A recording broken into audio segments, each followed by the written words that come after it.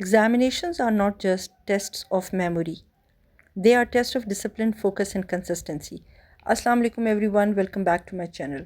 My today's topic is examination tips for students.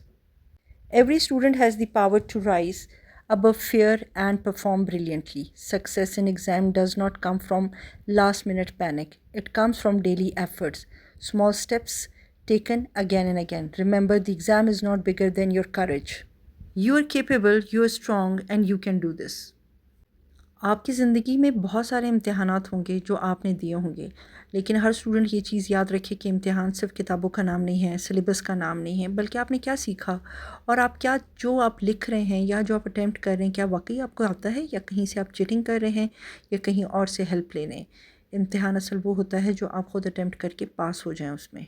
सबसे पहला और सबसे इम्पॉर्टेंट टिप ये है कि आपने प्लान करना है और प्लानिंग के बाद आपने अपनी पढ़ाई शुरू करनी है और आपकी प्लानिंग स्मार्ट होनी चाहिए।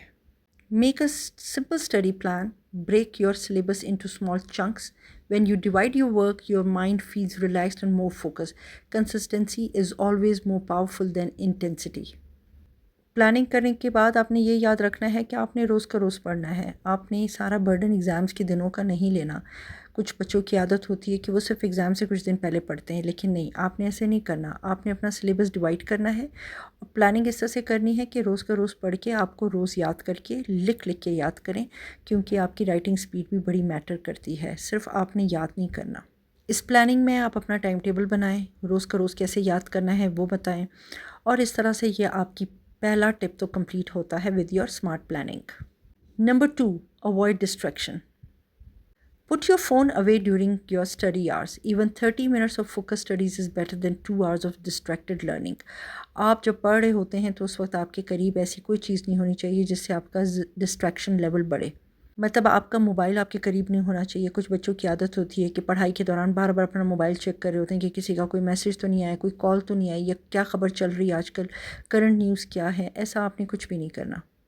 अपने मोबाइल को अपने से दूर रखें। बेशक आप आधा घंटा पढ़ें, घंटा पढ़ें, लेकिन उस 3 घंटों से 4 घंटों से बहुत बेहतर है जो आप डिस्ट्रैक्ट होकर पढ़ रहे हैं। अपने घंटे काउंट नहीं करने, आपने क्वालिटी टाइम लेना है। क्वांटिटी पे मत आप जो है ना फोकस करें, अपनी क्वालिटी टाइम पे फोकस करें आप। थर्ड आपका टिप है practice past papers. Solve past papers, it builds confidence and helps you understand the exam pattern. Practice turns fear into familiarity. आपने पुराना पेपर निकालना है, प्रैक्टिस करें। 3 साल के निकाल लें, 2 साल के निकाल लें, ताकि आपको पुराना पेपर सॉल्व करना आ जाए कि उसमें बहुत से ऐसे क्वेश्चंस होंगे जो फेमिलियर होंगे, जो आपके सिलेबस का हिस्सा भी हैं और पहले पेपर्स में भी आ चुके हैं। पास्ट पेपर सॉल्व करने का एक फ़ायदा ये भी हो जाएगा कि कुछ चीज़ें जो आपके सिलेबस में हैं वो पिछले पेपर्स के साथ को रिलेट आप करेंगे तो आपका पेपर आपको फेमिलियर लगेगा। बहुत से ऐसे क्वेश्चंस होते हैं कि वो बार बार रिपीट हो रहे होते हैं।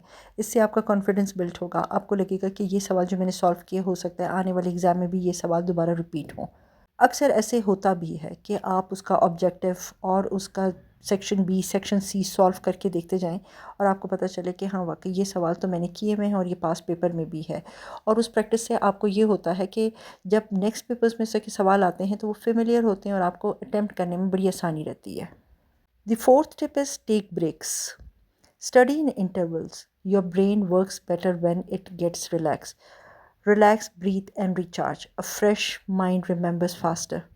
आपने मुसलसल नहीं पढ़ना कि आप सुबह से बैठे हैं और 16-16 घंटे आप पढ़ रहे हैं। इसका कोई फ़ायदा नहीं है, क्योंकि आपका दिमाग भी एक हद तक कैपेसिटी उसकी होती है, वो थक जाता है।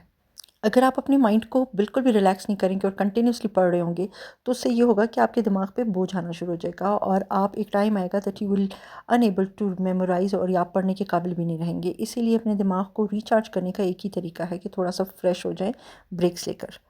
जब आप ब्रेक लेंगे तो आपके अंदर जो है ना एक स्ट्रेंथ आएगी।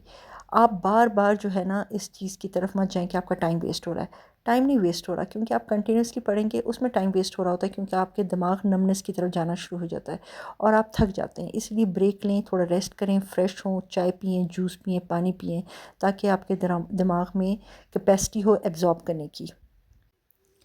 Tip number 6, stay hydrated, eat light. Your brain works best when your body is healthy. Drink water, avoid heavy meals, and eat brain friendly snacks like nuts or fruits. A healthy body creates a sharp mind. आपने अपनी diet का ख्याल भी रखना है। ये ना हो कि आप इतना पढ़ते रहें कि आपका ध्यान कभी अपने खाने की तरफ जाए भी ना।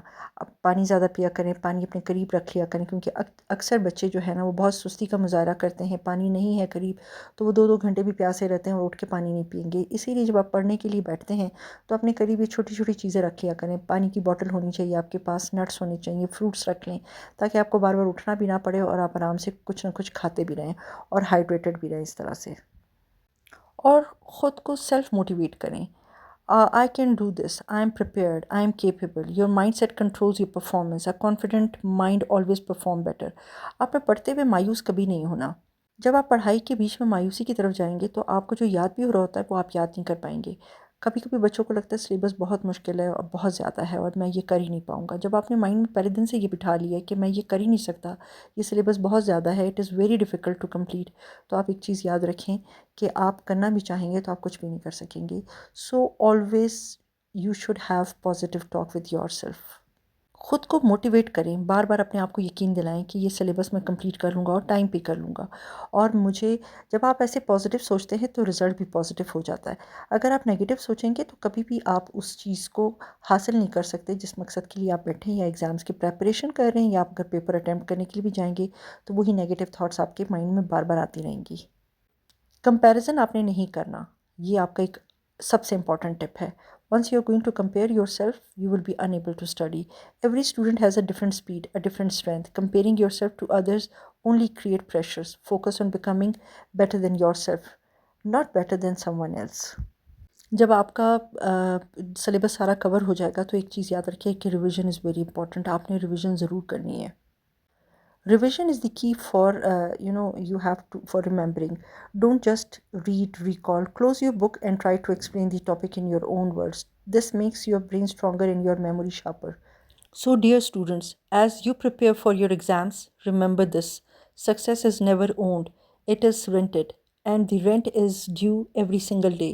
Your late night studies, your early morning efforts, your silent battles, and your small victories, they all are shaping you into someone stronger, someone wiser, someone unstoppable.